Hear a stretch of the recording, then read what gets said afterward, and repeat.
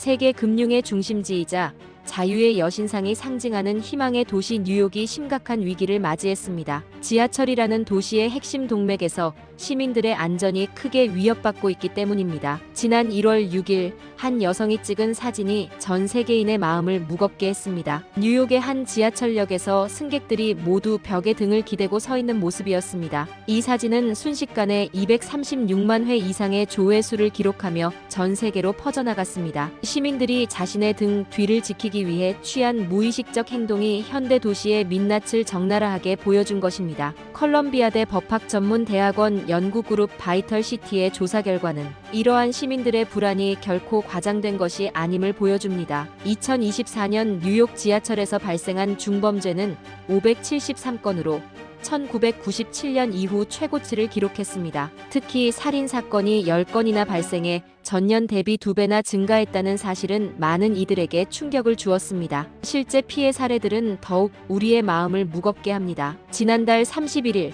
맨해튼 첼시 지역 18번 가역에서는 23세 청년이 아무런 이유 없이 45세 남성을 선로로 밀어버리는 사건이 발생했습니다. 피해자는 두개골 골절, 갈비뼈 골절, 비장 파열 등 심각한 부상을 입었습니다. 경찰은 이를 전형적인 묻지마 공격으로 규정했습니다. 이는 빙산의 일각에 불과했습니다. 지난달 22일에는 한 30대 남성이 열차 안에서 잠든 여성의 옷과 담요에 불을 붙여 숨지게 했으며 지난해 3월에는 렉싱턴 애비뉴 125번가 승강장에서 50대 남성이 선로로 밀려 목숨을 잃었습니다. 2022년 1월에는 타임스퀘어 인근 지하철역에서 60대 아시아계 여성이 선로로 떠밀려 사망하는 비극도 있었습니다. 이러한 문제는 뉴욕만의 일이 아닙니다. 파리의 경우 2024년 한 해 동안 지하철 관련 범죄가 전년 대비 32% 증가했으며 런던 역시 28%의 증가율을 보였습니다. 도쿄의 지하철에서도 유사한 사고가 잇따르고 있어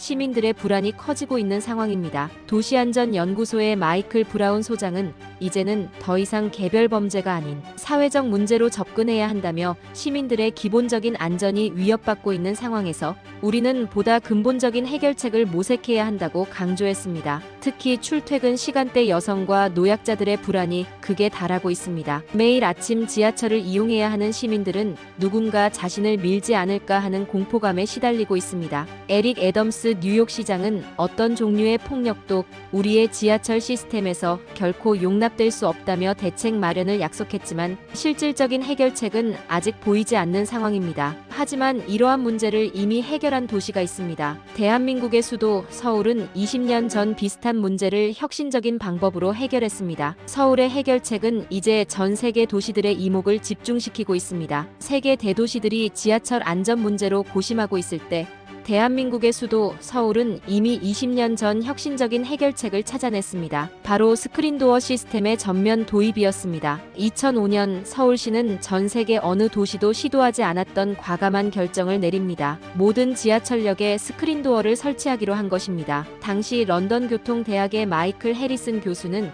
262개에 달하는 모든 역사에 스크린도어를 설치하는 것은 기술적으로나 경제적으로나 불가능한 도전이라며 우려를 표명했습니다. 하버드 대학교 도시계획학과의 제임스 앤더슨 교수는 당시 서울시의 결정은 너무나 급진적이었다며 많은 전문가들이 실패를 예상했지만 결과적으로 이는 21세기 도시철도의 새로운 표준을 제시했다고 평가했습니다. 서울시는 5년간 총 6,800억 원의 예산을 투입했습니다. 프랑스 철도기술연구소의 분석에 따르면 이는 파리 메트로 전체 안전시설 예산의 3분의 1 수준이었습니다. 서울시는 효율적인 예산 집행과 체계적인 시공 관리를 통해 세계 전문가들의 예상을 뒤엎었습니다. 영국 교통안전연구소의 발표에 따르면 스크린도어 설치 후 서울 지하철의 안전성은 극적으로 향상되었습니다. 설치 전인 2001년부터 2009년까지 연평균 37.1명이던 사망자 수가 설치 완료 후 0.4명으로 급감했습니다. 이는 98.9%의 감소율로 세계 지하철 역사상 가장 획기적인 안전 개선 사례로 기록되었습니다. MIT 도시교통연구소의 사라 존슨 박사는 서울의 스크린도어 시스템은 단순한 안전장치가 아닌 종합적인 도시 혁신의 상징이라고 평가했습니다. 실제로 스크린도어 설치는 안전성 향상 외에도 다양한 효과를 가져왔습니다. 미세먼지가 20% 감소했고 승강장 소음도 7.9% 줄었습니다. 특히 주목할 만한 점은 냉방 효율이 30% 향상되어 연간 전력 비용이 6억 원에서 4억 2,500만 원으로 절감된 것입니다. 도쿄대학 환경공학과의 다나카 히로시 교수는 서울의 스크린도어 시스템은 안전, 환경, 경제성을 모두 충족시킨 완벽한 솔루션이라고 극찬했습니다. 2009년 마침내 서울시는 세계 최초로 모든 지하철역에 스크린도어 설치를 완료했습니다. 국제철도연맹은 이를 21세기 최고의 도시철도 혁신 사례로 선정했습니다. 스톡홀름 왕립공과대학의 교통안전연구팀은 서울의 성공은 불가능을 가능으로 바꾼 도전 정신의 승리라고 평가했습니다. 현재 서울 지하철을 이용하는 시민들은 더 이상 등 뒤에 공포에 시달리지 않습니다. 매일 800만 명의 시민이 안전하고 쾌적하게 지하철을 이용하고 있으며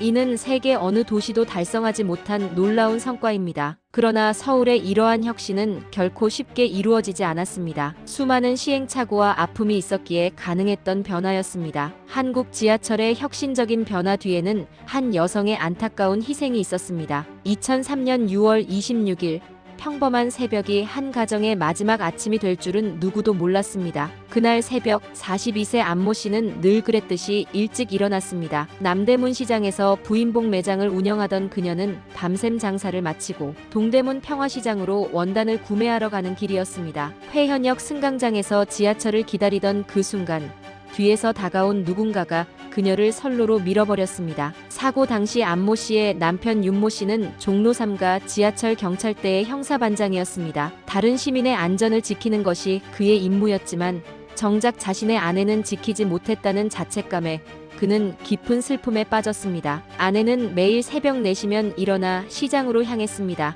20년 넘게 한결같이 성실하게 살았던 사람입니다. 그날도 평소와 다름없이 다녀올게요라는 인사를 남기고 나갔는데 그게 마지막이 될 줄은 꿈에도 몰랐습니다. 이 사건은 단순한 사고가 아니었습니다. 당시 서울 지하철에서는 매년 수십 건의 사상사고가 발생하고 있었습니다. 2003년 한 해에만 투신 58건, 추락 9건, 그리고 열차 출입문 사고 등 총 85건의 사고가 있었습니다. 매달 7건이 넘는 인명사고가 발생하고 있었던 것입니다. 윤모 씨의 아픔은 곧 시민사회 전체의 공감을 불러일으켰습니다. 지하철 안전 문제를 연구하던 시민단체 안전한 발걸음의 대표 김민수 씨는 한 시민의 죽음이 우리 모두의 책임이라는 것을 깨달았다며 스크린도어 설치 운동에 동참했습니다. 서울시민협의회는 긴급 시민공청회를 개최했습니다. 수백 명의 시민들이 모여 각자의 지하철 안전 경험을 나누었고 대책 마련을 촉구했습니다. 한 참가자는 매일 아이들을 지하철에 태워보내면서 불안에 떨고 있다며 눈물을 흘렸습니다. 시민들의 움직임은 더욱 커져갔습니다. 온라인에서는 안전한 지하철 만들기 서명운동이 시작되어 한 달 만에 10만 명이 넘는 시민이 참여했습니다. 대학생들은 자발적으로 지하철역 안전 모니터링단을 구성했고 주부들은 등하교 시간대 자원봉사에 나섰습니다. 지하철 노동자들의 증언도 이어졌습니다. 30년차 기관사 박영호 씨는 수없이 많은 아찔한 순간들을 겪었다며 더 이상 미룰 수 없는 과제라고 호소했습니다. 역무원들은 자체적으로 안전 개선안을 만들어 제출했습니다. 언론도 적극적으로 나섰습니다. 주요 방송사들은 특별 다큐멘터리를 제작했고 신문사들은 연속 기획 보도를 통해 문제의 심각성을 알렸습니다. 전문가들의 연구 결과도 잇따라 발표되었습니다. 이러한 시민사회의 강력한 연대는 마침내 정책의 변화를 이끌어냈습니다. 2005년 서울시는 전 역사 스크린도어 설치를 결정했습니다. 6,800억 원이라는 막대한 예산이 필요했지만